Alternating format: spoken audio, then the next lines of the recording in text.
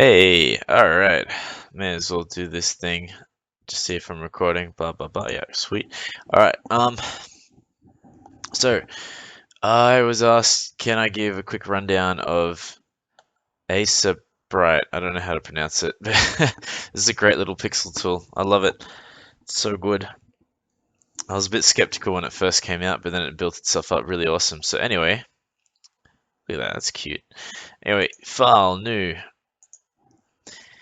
It's up to you what size your canvas is going to be in pixels. I recommend if you're starting out on the whole pixel scene, try to work out what kind of pixel arts you like and work out the sizes that they are and try to aim for that. Now, this thing, being modern tech, can use RGBA colors. It's fine. It can go up to 32 bits of color. I'm a bit more old school. I prefer the indexed, so 8 bits per pixel kind of thing. That's how you just have like a limited color palette. I prefer to go with that. I guess you can go grayscale if you want. Meh. Background, you get to choose your background color. So transparent, white, or black. I tend to work with transparency because it helps me with animation. So I'll be going indexed and transparent. I've never looked in advanced options. I don't care at all. Square pixels are fine. Alright, let's hit OK. Here's your canvas. Mine is 200 by 200 pixels, which is really good. I've got my colors on the left here. There's a weird thing though. See all these colors that you see here? Let's say I grab a pen tool. You know how to use a basic drawing tool, right? Hopefully you do. Pen just draws stuff. Pen, pencil, pencil. I may as well talk about that a little bit though. Pencil, we can change its size over here, brush size. And it's just a slider, or you can punch in a number. I guess if you're going really small, probably 1 pixel is good. But if you wanted to like block in bigger shapes, then 2 or more, depends on what you're drawing. I don't go too big on this thing. Brush type, never changed it, honestly. What's this guy? Ink, not even sure what that does. See, I don't even use all this stuff. But this is pretty good. Now, let's say I've got this one I'm drawing with this color, and I want to. There's a color that I want to work with, and it's not on this thing on the side here. Let's say like friggin' awesome bright ass pink. See how there's this little thing down here? It's like, hey, this doesn't exist in your current color palette. Well, if I start working with it, you can see, look, it doesn't show up either. When I'm playing in index mode, I've only really got the set of colors here, so I can click on this, add foreground color to palette. Here we go, now it's in there. Oh yeah. What if I decide to change that color? The great thing about paletted colors is that I can swap any of the colors in my picture. So let's draw a little picture. Oh wait, I still wanted that hot pink. Edit, redo. Yeah, cool. Let's get rid of this. Let's just draw a little person real quick. I'm just using a mouse. I don't have my awesome drawing tablet with me right now. I'm just making sure everything connects so I can he's got his hands in his pockets, I guess. Better not get carried away with the drawing. Jacket.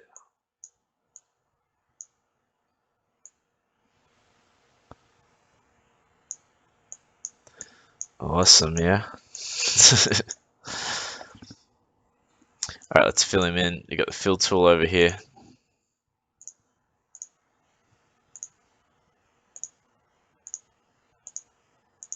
This is going somewhere. Just wait.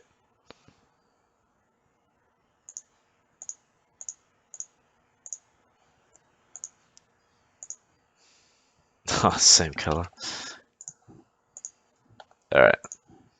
Amazing. This is why I make the big bucks. Alright, so I've got my index colors here. What if I want to change this pink out to some other color? If I click on it and start changing it on this slider here, it seems to think I'm making a new color. That's not what I'm after. if you want to edit a color in here, this is an annoying thing that's not obvious from the start of Aseprite, is it's this little thing here. Look at this. There's this little lock, edit color. If I unlock that thing, now I can change this thing's color. And so I think I should be able to use the slider. Yeah, look, it's changing it on the fly. See my guy's face change color? Cool.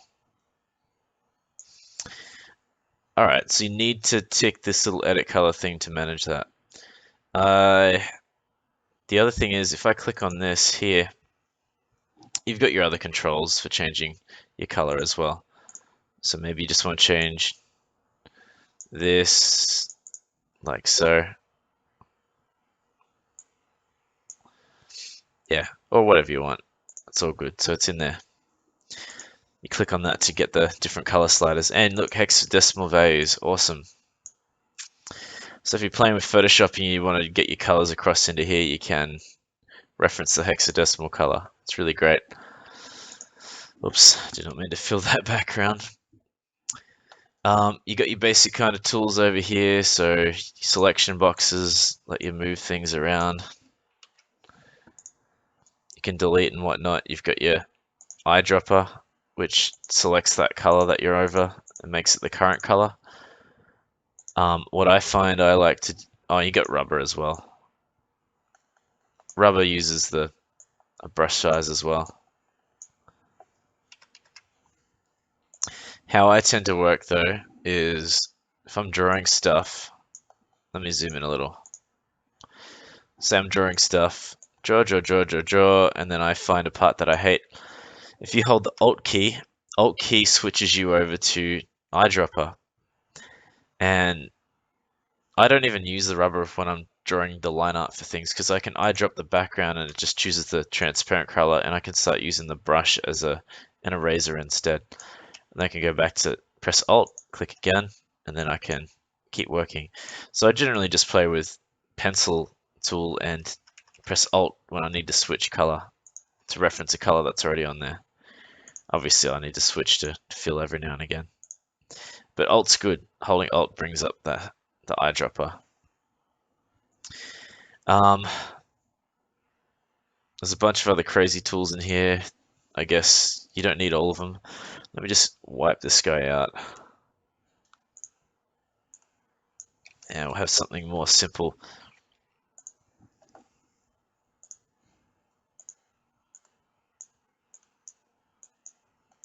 Alright, we're not going to worry about color. Cool, here's a person. Yay, alright. Look at this, we got layers down here. If you haven't played with Photoshop or something similar that has layers, then you're missing out. Layers are fucking awesome. So, I like to think of layers as sheets of glass, and you can draw on each of those sheets of glass, and they sort of stack up on top of each other to make a single image. And I guess that's possibly why I guess that's probably what they did in original animation. If you look at the old like Bambi movie and stuff like that, they paint on different glass layers and then overlay them all over the top, add them all together, so they're all on top of each other, and you got the one image. So I got this plus the ground plus, I don't know, something else. You get your one image. Cool. So let's do that. Let's add a layer. It's been a while since I played with Aseprite because of stupid COVID. But go up to the top menu. This is generally how I do it. New layer.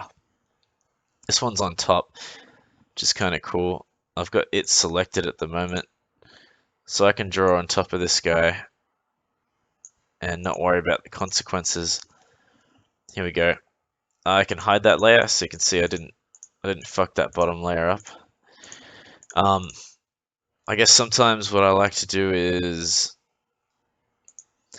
because I try to draw bigger pixel stuff, because I'm aiming for a bigger size, what I like to do is I come down and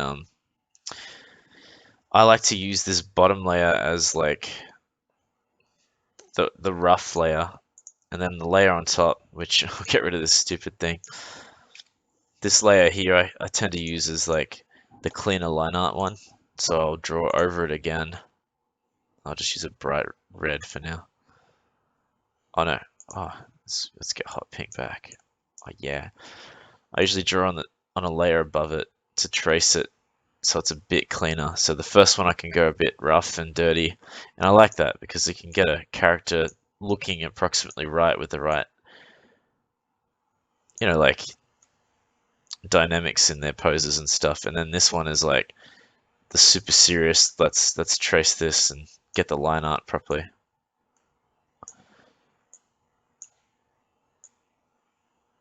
Obviously, he's a stick guy. I don't really give a shit, but you get the idea.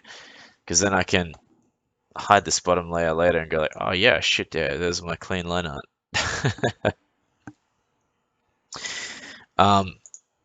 Especially helpful when we get into animation, which is what I'll do now.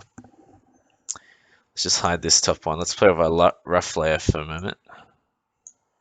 Going to use this tool to clean up. Oh, I have the wrong layer selected. Oh yeah, by the way, heaps good as well. Look at these little locks on here. I can lock a layer, and that means I can't fuck with it. Heaps good. Alright, I want this one as the current one. We got these ideas of frames. Let's just add a new frame. It just duplicates the current frame over. So if you don't want that, I can delete it. What's in there by clicking in this spot here. So I got 2 frames in my animation so far, and the ones with circles inside of it that are filled in are considered ones with images. So I've just deleted the image out of this slot here, and that's why that circle is like an empty one. Anyway, animation tools are great in this. Do you know what onion skinning is? Well, you're about to if you don't. There's this little thing here. Look, I just turned it on, and you can see very faintly, this is the previous frame. I can choose how this shows up. So I've got it currently as merge frame, so it's using the colors of the last frame and just has an opacity, which I can bring up and down. Or if your colors of your character are a bit confusing, you can use red blue tint, and look, it's made previous frames are red, and if I had a frame in front, it would look blue. Heaps good. So you got that's an onion skin, and onion skin basically just means we're having a very faint preview of what the previous frame looked like, so I can animate stuff with regards to where those things were before. So I can sort of make him move his head over a bit.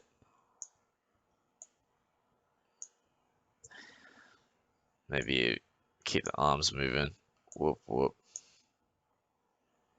His neck was there. Let's keep his legs in the roughly the same spot.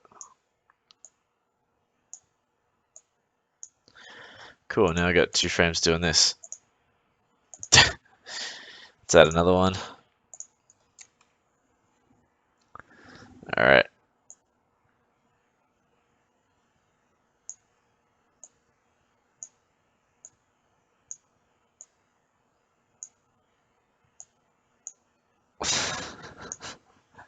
I don't know what he's doing, but we're just having fun, I guess.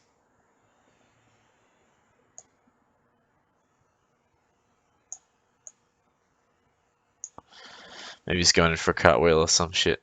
I don't know. Anyway. I've got my 3 shitty frames here.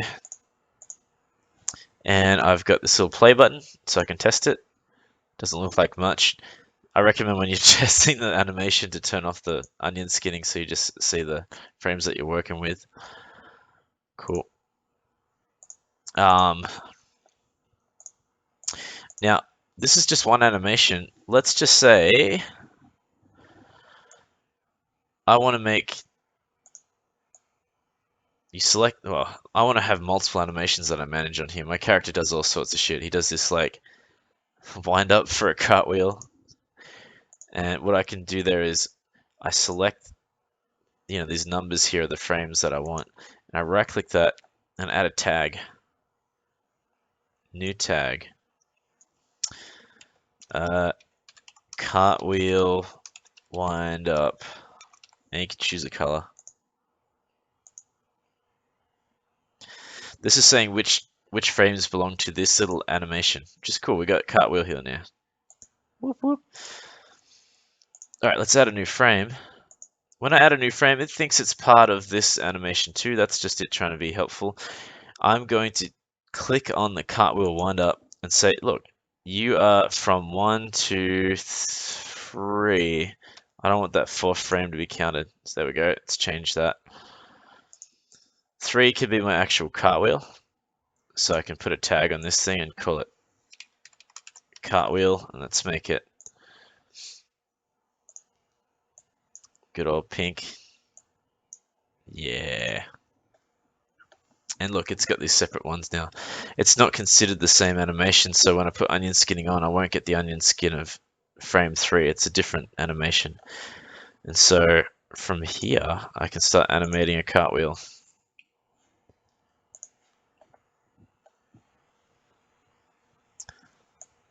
I'll just go in for it hard. I don't have like much space here. Actually, you know, I haven't done a cartwheel forever. Wait a minute.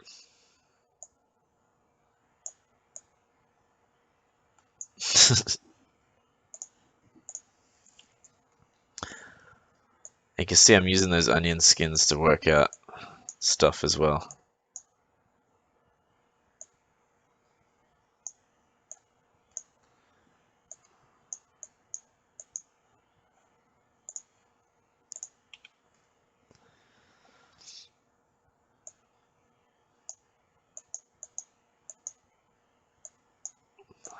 Alright, we're getting there, hey?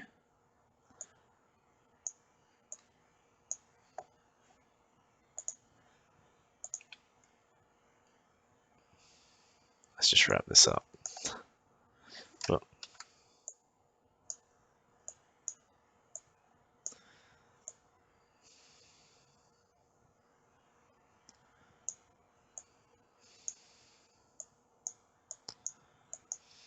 alright, cool.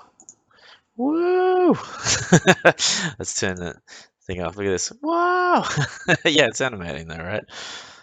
And I was using the onion skins to help plan out what the next frame was going to be. I recommend reading up the Animator's Survival Guide for a quick rundown of how to like plan animations nicely. I'm just like doing straight ahead, which is not a great technique for animation for planning. But you know, just to show off the tools. Let me stop that from running. But look, I got these 2 animations in here, which is really great. So I got this one and this one here. I could just keep adding my animations and layers and whatever else I need from here. This is how I work. So, where's a recent one? Fighter 1 clean. This one's got lots of stuff in it. This is my little 2D fighting game that I'm sort of making at the moment. So I'm just like testing effects and stuff that I smashed out way early in the year before fucking COVID happened. Let's go find the character doing some shit. There we go. Punch. Another punch. Duck punch. Uppercut. Hurricane. Do a roll.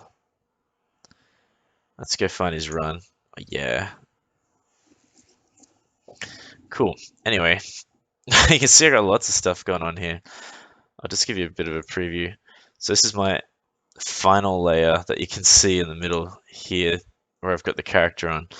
But underneath that, let me just hide him. I've got this rough layer. It's purple, so it's a bit harder to see. Look, rough layer's got a real dirty version of the animation. I just quickly scribbled in like the shapes that I kind of need. The purpose of that is so I can test that the animation looks good without committing fully to a full colored kind of design, and so I just draw over the top of the shitty animation with a nice animation or a nice image and color it in. So I recommend working this way. Cool. What else? Oh, exporting. Let's see if I can work that out again. So let's get final back up. Let's say I just want to export I kind of like to export a single animation as a sprite sheet at a time. So I just want to just export this punch. Let's see how we go. I like to select the current layer, so this one, and then I've got this here. So let's try find it. It's been a while. File, export sprite sheet. How do I want this thing to work? Layout. I would like the images to sit horizontally. Constraints? Nah, don't worry about that. Sprite. What information do I want to collect? I want the... You could do all the layers at once, but I tend to use... Oh, I guess I'll go with this. Final layer. And I was after punch, wasn't I? Here we go, look. It's going to export an image like this. Where would you like to export it? Output file. I'm going to choose... You can choose the data type here and give it a name.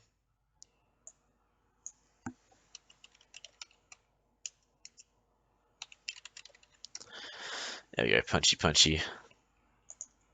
And it did it. So I just made, let's see if I can find it. Good luck on my desktop, right? I'm looking for fighter assets. Here we go. And I exported punchy punchy. Here it is here. There it is. It's in this software, so it's doing a shit job of upsizing when I zoomed in. But you can see, look, that's what I was after. I can bring that into some sort of game engine like Unity and tell it to crop this into sets of 3 in here. So it'd be like, all right, cut this into 3 frames, and it will like do it nicely for me, which is kind of cool. What else do you need to know? Guess that's the basics. Anything else you can always Google to find the harder stuff. There's all sorts of tools, so if you select stuff, and well, right click is deselect here, I forgot about that.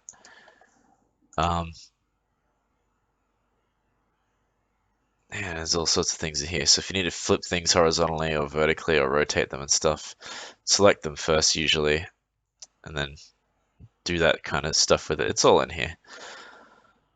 If you have questions though, you can always reach out to me as well. Anyway, I hope that helps. Enjoy this software. It's fucking awesome. Alright. See you around.